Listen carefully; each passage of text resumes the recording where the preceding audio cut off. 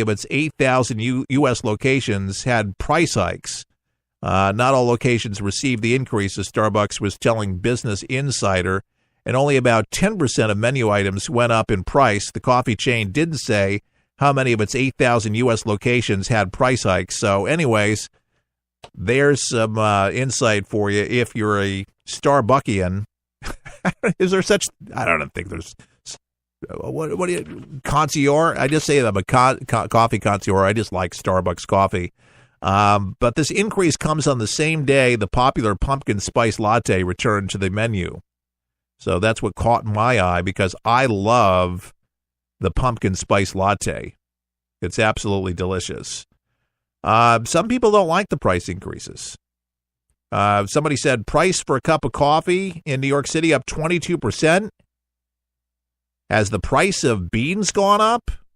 Inflation? Somebody asks. Dave Elson asked that question. People are just a little concerned. Some people have actually caught notice. They know. But now you know. As the late Paul Harvey said, now you know the rest of the story. Good day? I miss Paul Harvey. What a neat guy. A unique voice. Paul Jr., remember he tried to read the news like his dad, but just did not have the same timing, did not have the same anything. I mean, there's just some people that just have that once in a lifetime thing going on for them, and that's what made him unique. But I thought that guy would never go off the air. I think Paul Harvey's been dead for 10 years.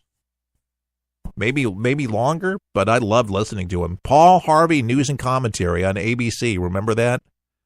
What a great broadcast. Really loved it. Here's an odd story. This is not a story you hear every day here, and usually we reserve this for Wacky Wednesdays. But 10 sharks were found in a New York home. 10 sharks. What's it doing in New York? 15-foot basement pool. Investigators were searching the place. They had a search warrant. And they said 7 live sandbar sharks, 2 dead leopard sharks, and a dead hammerhead. By the looks of it, the pool had sand at the bottom with live plants and a filter. Authorities haven't commented on what led them to execute the search warrant at the home in upstate New York in New York's Dutchess County. WNBC in New York had reported, but the Environmental Conservation Department statement said that the home was suspected of harboring illegal wildlife. The sharks were in an above-ground pool measuring 15 feet in diameter, erected in the home's basement. Very interesting. DEC found more than half a dozen sharks in the basement, and they were young and ranged from 1.5 feet to probably just under 4 feet, so they are mostly likely all between 1 and 3 years old, according to Darlene Puntello, a spokesperson for the Long Island Aquarium, was telling the Huffington Post. Sandbar sharks, the largest and most frequently encountered shark species in New York's coastal waters, have been classified as vulnerable to becoming endangered. So probably some charges, I'm sure, for harboring these. The sandbar shark has been impacted by catch commercial fisheries and is desired internationally for their exceptionally large fins. According to the National Oceanic and Atmospheric Administration, has banned the recreational take of the sandbar and restricted its commercial harvest to research programs.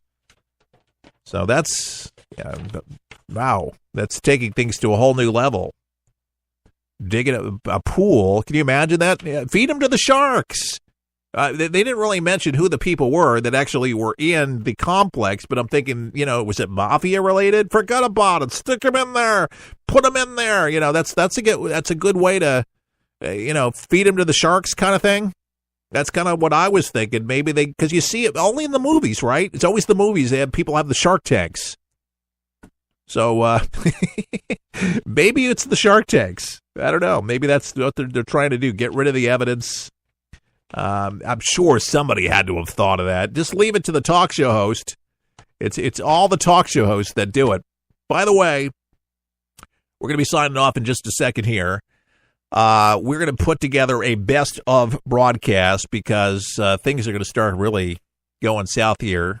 Winds start kicking up here, but Saturday into Sunday into Monday, probably going to have no power. Best of for our affiliates. Check out forthepeopleshow.com for information on being able to get that. You know where you download those broadcast stations. Please take note. Our network, they'll know what to do as far as the broadcast goes. We'll let them know.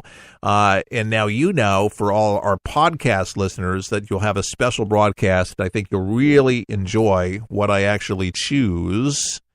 And we appreciate you actually being a part of the broadcast each and every day. And if you like the show, you like to say share the show. And how do you do that? Word of mouth, social media, emails, and you can just share what you see. And we post on Facebook every day and Twitter at Talk to Keith Alan, hashtag Talk to Keith Alan. The show goes on Twitter, goes on Facebook, goes on YouTube, goes on your radio stations across the country, and on demand at forthepeopleshow.com. A lot of places to actually find us. It's conservative talk with common sense. That's what we're all about, and we love America. Thanks so much. Let's pray for America and the people trying to just get out of Irma's way, and for the poor folks in Texas that are dealing with the aftermath there of their hurricane that affected them so badly, and so many people homeless still there. Keith Alan, For the People, saying all the best. May God bless.